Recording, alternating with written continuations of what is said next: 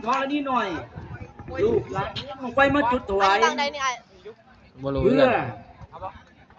นำบังไฟมาสู่เพื่อใช้ชนะ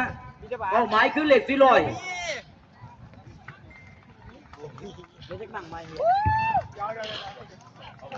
เอา450จังใจได้ทีหนึ่งให้เขาลงหน้าเฟซเรียกนั่นคือเป้าหมายประหยัดนะพ่อเด้อข้างหน้าลงปลอดภัยขึ้นสูงลงจุดตาตกใกล้ๆได้เวลาหลายๆไปที่นั่งจงโชคดี3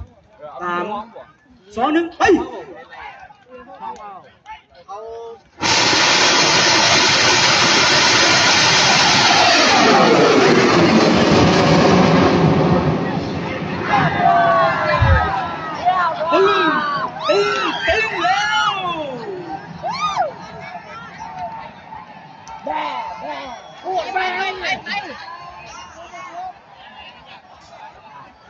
อย่าว่าเลยเว้ยเป็นบอกไว้ลำดาบรุนแรงพ่อ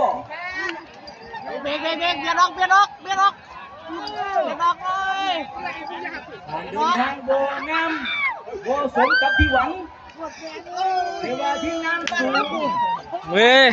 กลับถึกตีนเป็นกำลังใจ